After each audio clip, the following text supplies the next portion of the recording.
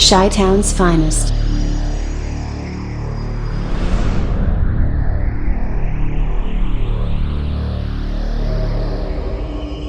This video is about a question I've been getting for actually some years now. A question in my comment section, and I want to apologize to my viewers for not making a video about it until now.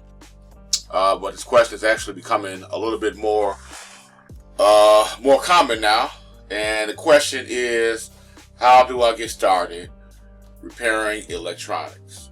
Okay, that's a very good question. How do I get started? Obviously, the people who are asking me that question are people who have like absolutely, some minimal experience in electronics and electronic devices and electronic circuits, right? And they want to start repairing electronics, maybe for a hobby or on the side, or get into it full time. Don't know. But before I get into that question, another question that I'm not going to elaborate on this question that much that I've been getting, I want to answer is there any money in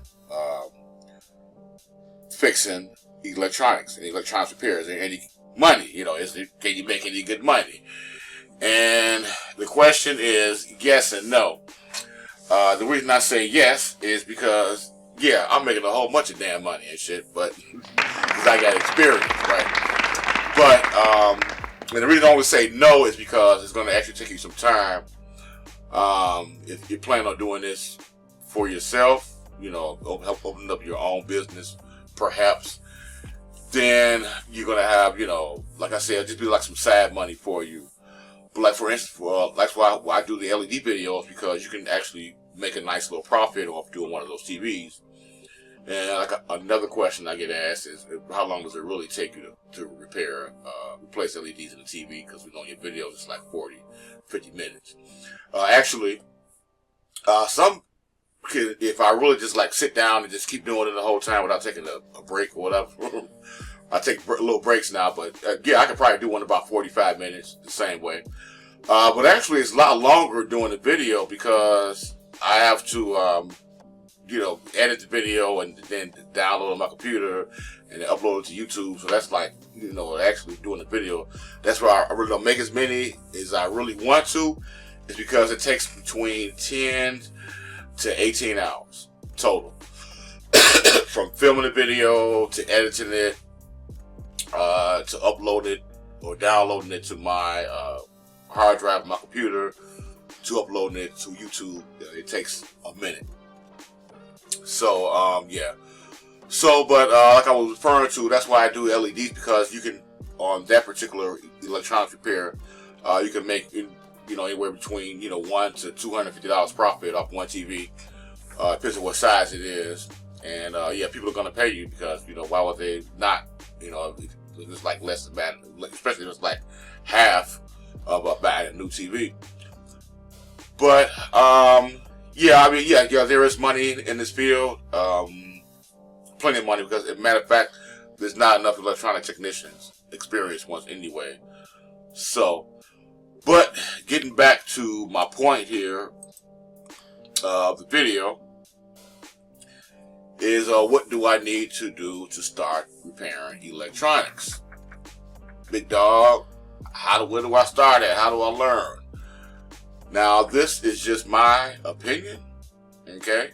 And from my own experience, is get a book on basic electronics. That's how you start. Get the book first. Always have a book you can refer to, all right? As you can see, we can actually go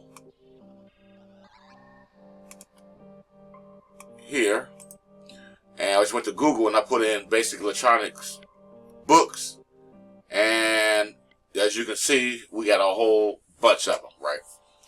Okay, you can go on Amazon, you get a PDF download, you can go on Amazon, I guess, or whatever these stores are, and here's a good one right here for dummies, right? Electronics for dummies.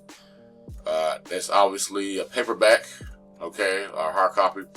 Me personally, if I would prefer I would get a hard copy. That way you can carry it with you and read it, like when you're on the L or whatever, or did I just say the L train? Because And the reason I say this is because it's going to be much easier for you to work in the industry if you already know what the basic components are and how to test them, right? Because, you know, without that, I mean, it's like, no, because for instance, if I was hiring somebody, let's say I had a brick and mortar TV repair shop, right? And guy comes in, right? He said, "Hey, here you hiring, man?" I'm like, "Yeah, I need a technician, right?" And like, okay, you understand what I just said? I need a technician, right? Okay. He comes in, he says, "Yeah, I hear you looking for a technician, a TV repair technician." I'm like, "Yeah." I'm like, "What kind of experience you got? What do you do? You know anything about TVs?" And he's like, "Yeah, man, my buddy work for a real estate company. When they be cleaning houses out, he be bringing home a lot of TVs they about to throw away and stuff.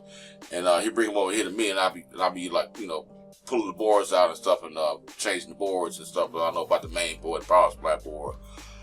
I was like, well, that's cool and all, but okay, keep that in mind, right? Okay, now here comes the guy in to the next day, right? He says, "Hey, how you doing, big dog? You're hiring looking for a technician, huh?" And I say, "Yeah." And he says, I asked him, "You got any experience?" And he's like, "Well, I haven't really worked on anything, but I had the electronics course, a hands-on course, and I got my certificate or whatever, was diploma or whatever, and I graduated." Now, me personally, if I'm looking for a technician, I'm going to hire the guy who's had the electronics training, right? Versus somebody that says he's like, tearing up TVs and shit, right? Pretty much what he's saying. I know how to take them apart and shit. Because if me and him, and this is just a prime example of situations I've been in with somebody in the shop. Say for instance, we're working on a TV together, and I'm looking on the schematic, and he about to buy the TV. The guy with the electronic certificate, whatever, we're at the course, and he looking at the TV, and I say, "Hey man, just say check IC 608, pin 17, see how many volts we got on there." He's gonna be like, "Cool, got 12.6 volts. Okay, cool. Now this guy that I hired to be a technician that's been tearing up people's TVs and shit, the guy who been pulling the TVs apart to get from vacant houses." If he in the shop with me, I say, "Hey man, why don't you check, see what kind of voltage you got on IC 601, pin 17. He gonna say, "What store you want me to go to?" I'm like, "Oh, so he ain't gonna know anything, right?" But yeah, so it's always good to learn the basics, and believe me, don't get discouraged because there's gonna be a lot of theory and stuff in there. Only theory that you really need to know is about Ohm's law, okay, about how to check voltage, resistance, and current, and know the different components and what they're used for, okay? So you're going to teach that, and they're going to learn that, obviously, in a book, right? Electronics book, basic electronics. So that'll be my first thing to get, and like I said, I would prefer getting something basic, none of this circuit engineering. You don't want that, but just anything that says basic electronics, like Electronics for Dummies. This is what I would recommend you doing. Okay, you got your book. Okay, you read through it, but obviously you can't just read the book and think that you're gonna just know electronics without doing any kind of hands-on, right? So you are going to need my first thing I would get after I get the book is get you a breadboard kit, okay? Arduino, a basic breadboard kit, something like this here, $11, right? And what it's going to include is, actually I thought I had one by me, yeah. It's going to include a board. As you can see, this board right here is a board where you stick leads into, your component leads, your LEDs, capacitors, whatever, and most of them are going to come with some, or just go online. You can actually build circuits on these boards because the way these holes are, for instance, like, okay, it won't let me do it, but like I said, the holes on the left, they're all like, connected. So and then they connect it like a cross or either sideways. I forget, like 35. You see its numbers. So all those little holes are not connected by a single trace. They're all separated. So you can where you can put your components in different areas, right? And so yeah, so that's it. Actually, I got one here. I'm gonna show you, and they give you like little jumper wires and stuff, so you can actually jump across the board, you know, and build your circuits. And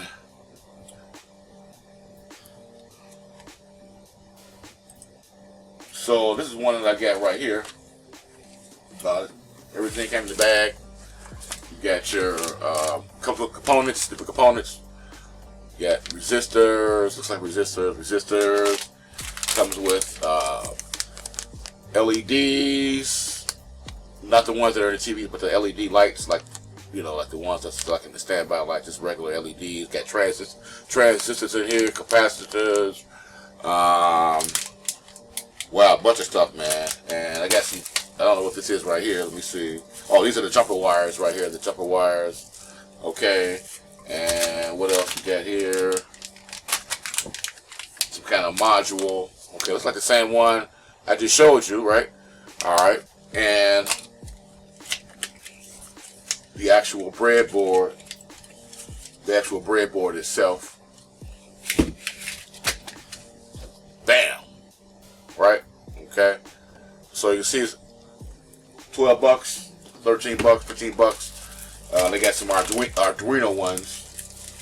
Any one of those are fine where you can build circuits, because obviously if you have a good book, it's actually going to you know, recommend that you get one of these boards and start building some circuits, man. Start identifying the components in the book, real easy. Okay, so now we've got our book, okay, and we've also got our breadboard. So before I even say that, don't just get one book. You know, you probably want to have a few books. As a matter of fact, let's look here. Of course, you want a basic electronics book, and then quite obviously you want maybe a book on components. So we'll just put in electronic components through, and also a book on the components, and I'm pretty sure in books like that it's going to have how to test them and what they use for and stuff like that. So that's always cool. But the next thing is we want to get into the fun part, right? Okay, that'll be our next step, and that is to get some test equipment, right? You want to familiarize yourself with using your meter, the first thing you use, as soon as possible. Okay, so what you want to get is actually quite naturally you want to get you a DMM test meter. I prefer one that's auto ranging, so you don't have to be, you know, between the selector between 0 to 100 ohms. Just, you know, just auto ranging meter. Okay, one like that, or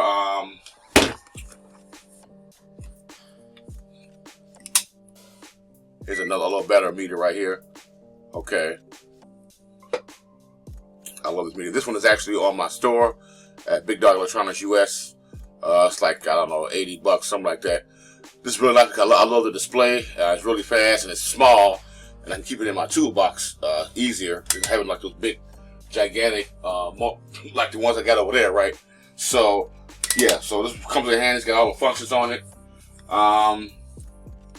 And you can also get you're also going to need a power supply, okay? Because when you're doing those circuits on your breadboard, obviously, I mean, they do give you like a terminal thing that you can hook a battery up to it, a Labo battery. Like I think there's one in here. I don't look through there, but they do give you either a plug to plug into the wall, and it has to look a little transformer on it, you know, the big plug, and with the transformer built into the plug, and you can provide power to your breadboard that way, right? Okay, but actually, if you're going to get into, you know, doing the circuits, you want to actually have to have a power supply, which you can build more circuits, an adjustable power DC power supply so you can build more circuits. Now, so as far as doing the circuits, you can always go on YouTube, build circuits on, there we go, breadboard. Okay, so you can just go here, and while you're reading, you know, studying your book and trying and learning the components, you can just always go here. I'm pretty sure there's about 100,000 videos on circuits that you can build using those breadboards. So we got our book. Well, we got a couple books, maybe about 30 bucks on the books. Another 15 or 20 bucks on your breadboard kit. So we are into it for less than $50, right? So boom. So now you need a meter, okay? Decent meter probably run you about 30 or 40 bucks. You know, just a regular. You don't really need anything fancy right now. A regular meter, okay? If you go to my site here, Big Dog Electronics US, I do have some meters and stuff like that. Here's a meter for 17 bucks. Let's see, can I go up here? DMM multimeters. Okay, so that's the one I have here. Okay, the one I just showed you. And that's all I got on here. I need to upgrade, huh? And I got some more meters with the little scope on it. You know, if you want to go ahead and get that, if you're, you know, trying to, you know, using the scope and all, if you want to get into using the oscilloscope, stuff like that, you can just start off with one of those right there for 100 bucks.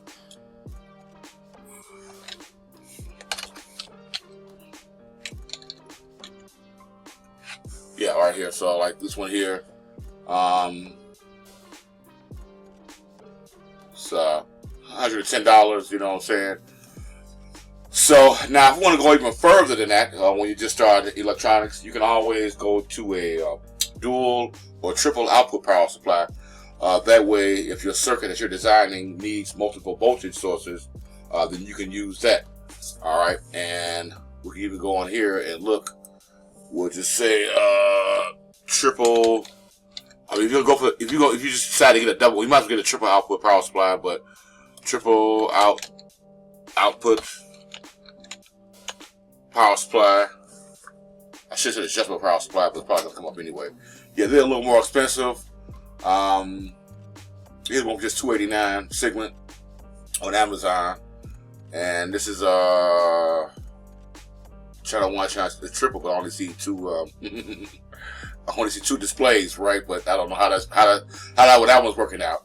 Well, yeah, if you get a double, at least a double dual output power supply, might be better than getting a single one. But all you really need to start out with, if you're going to be using those breadboards, just get a just a regular adjustable power supply. eBay, Amazon. I appreciate you guys. Hey, one thing I want to say is I appreciate you guys for making purchases from my store. I really appreciate the customers. So thanks a lot. And so now we've got our book or books. We've got our equipment and our starting equipment, which we're going to need: power supply, meter. Oh, and also you're going to need a soldering iron. So here's some examples of some soldering irons that you can get.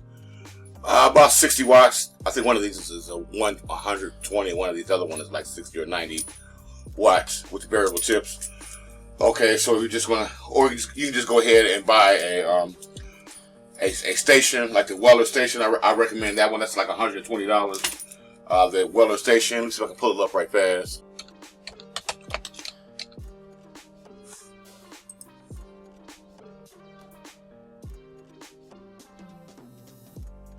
Yeah, this one right here. This is one I highly recommend. You got some more. They even got some little stuff with it. So I think I paid $129 just for the iron alone. You know, the iron with the station and the holder. It's like 130 bucks. This one's 156, and they give you. Yeah, I recommend using this instead of the wet sponge on your tip.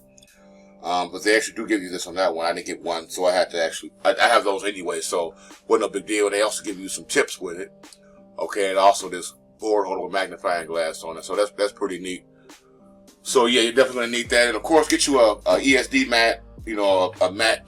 Like you see me working on, or in front of my equipment, and get you a little card table, maybe a little table like you see behind me right there, right?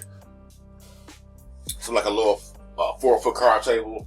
That's probably going to run about $40, and then set yourself up for success, man. Before because like I said, you're gonna have to after you do all this, you're eventually gonna want to buy a online actual electronics course. Okay, if you're serious about doing this, okay. But set yourself up for success first. Like I said, get your equipment, get your breadboard.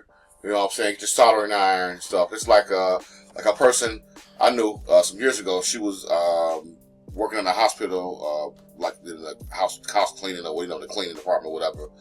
And so she wasn't a nurse or anything. So she got tired of that job, and she said she wanted to do real estate.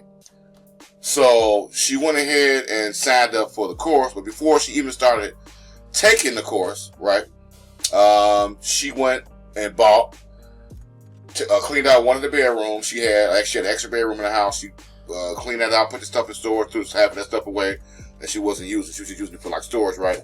And she went and bought her a really nice office furniture set with the table and chair. It had like two spots. It was really nice. And she bought 2 desktop computers, and she did all that. That way, when she got a real estate business, she was even more encouraged to do it. You know what I'm saying? So always kind of, get the material stuff in front of your face. Get your vision in front of your face first. Get your table, get you a soldering iron, get your little simple stuff. You know what I'm saying? Even before you even start learning the things, and that's going to make you learn. It's going to motivate you to hurry up and get this shit done instead of procrastinating. That's pretty much about it as far as the equipment is concerned, as far as starting out. Okay, now, this is probably going to be the most important thing if you're really serious about getting into it, is go online and look for an basic electronics course, actual course that you pay for. Okay, and I'm just going to go here. I'm going to go to Google right fast, right?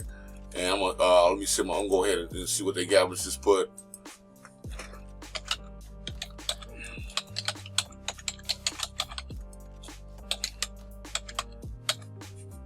course.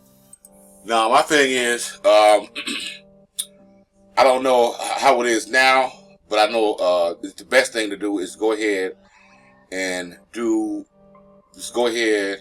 get you, I'm sorry, what I'm trying to say.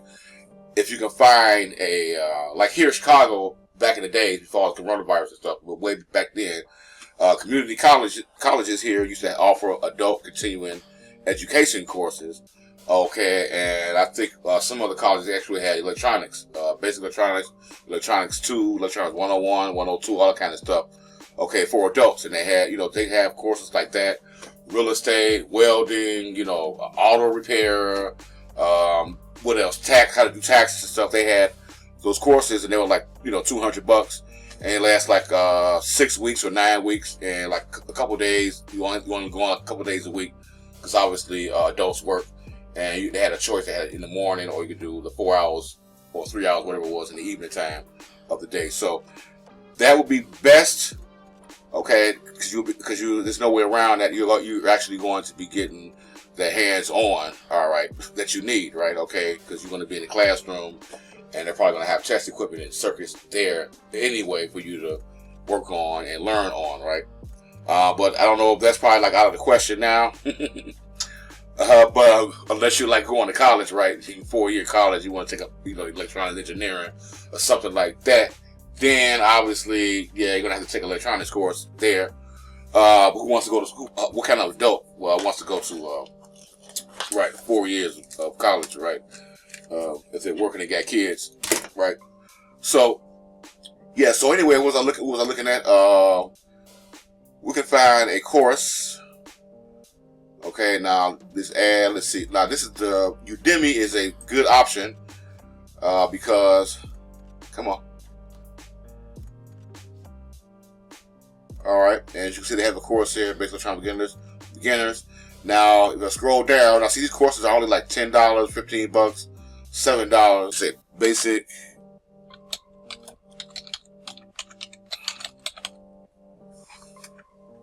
And I guess search. All right, okay.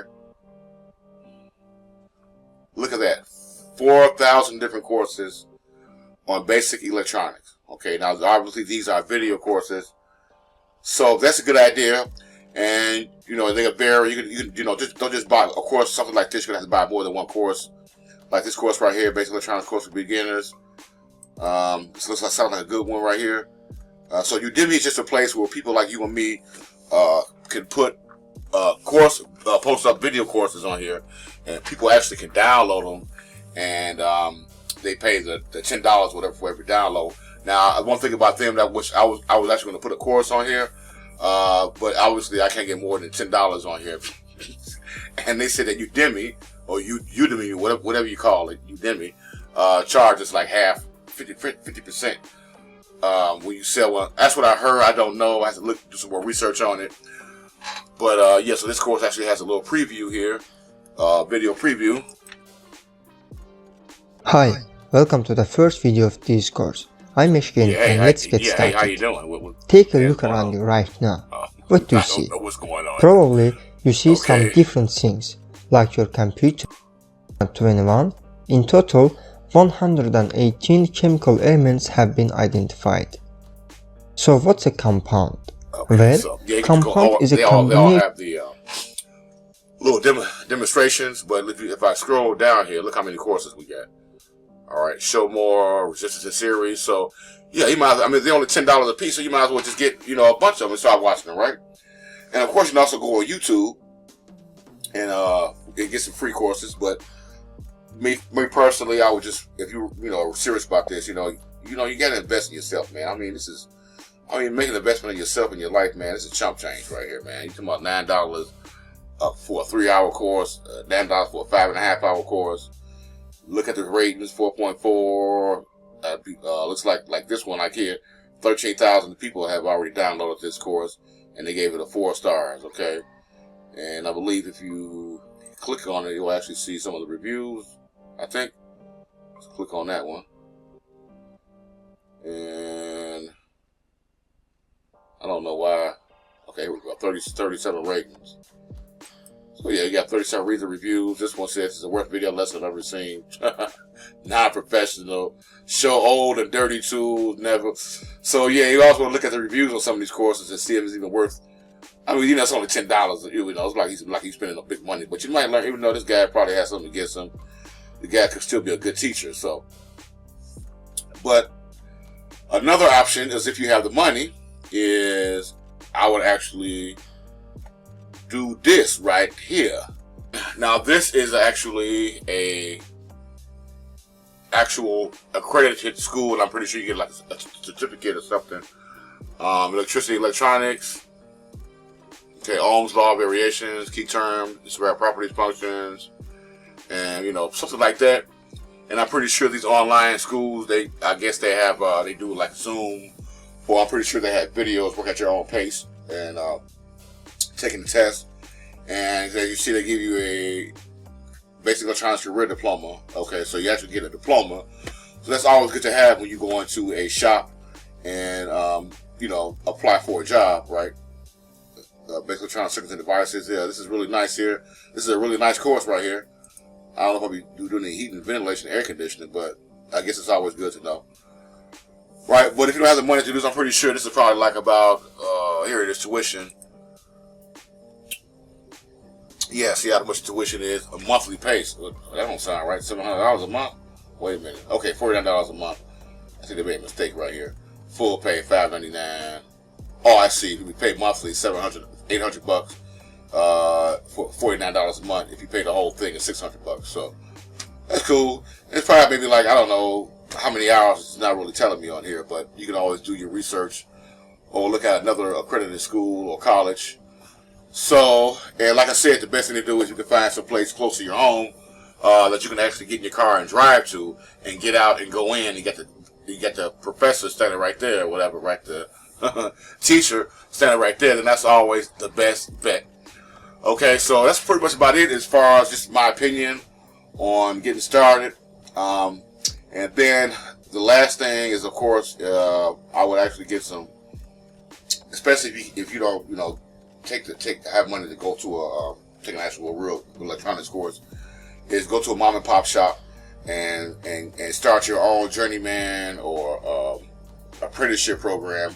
And when I say that, what I mean is going to like a mom and pop shop, like a small shop that repairs like any TV repair, or whatever you're trying to get into, phone repair, computer repair shop, and tell them that you want to work and you really don't care what they pay you. You just want to work here and kind of learn this stuff, right? Whatever they pay you. And the guy said, I can just pay minimum wage, you know what I'm saying? Just take it, man. I mean, if you can afford to do it, and get your learning experience, man, because the best learning experience, man, is on the job, bro. I'm telling you, on the job. That's how I really learned with being around those older cats, the ones with more experience. Because I just go over there and ask them a question, they'll come over there and help me, and they showed me a lot of stuff. I never forget this guy name was John Bellavia. Man, I had one of those TV-VCR combinations, right? And what it was doing, it was chirping, like the power supply was running away. I didn't know too much about power supplies back, then, of course. And it would plug it in, get that, and that's all it would do. It wouldn't come on, just had that high pitched noise coming from the power supply. And I went over to his bench, or he came around. He was like, "Hey, what you got going on there?" I'm like, "You good?" He was like, "You good?" And I'm like, man, I got this thing just buzzing and shit. I can't figure where the short is at or what's going on." So this guy, he was so cold, man. I'm sitting there watching. He was showing me. He troubleshooted that damn thing all the way to the tuner, bro. Remember the long, big tuners that stick up? He said, "Unsolder that tuner, I bet you come on." So I unsoldered the tuner and showed the TV came on. So there was a short on the B plus line. Later I found out that there is a diode inside of the tuner that rectifies the B plus. That was shorted. But yeah, so that's how you learn, man.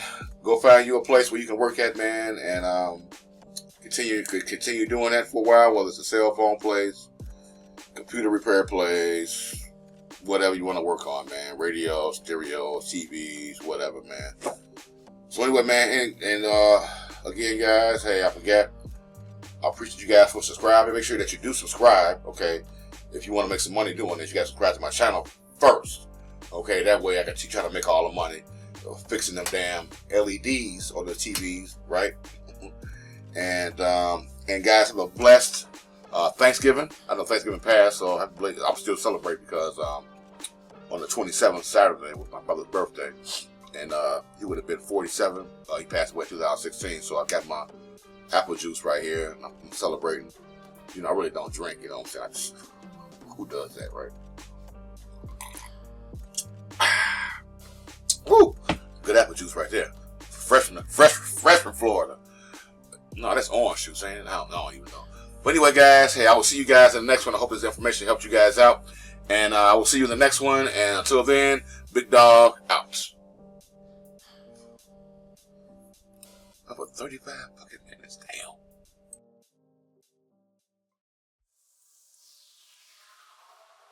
Damn.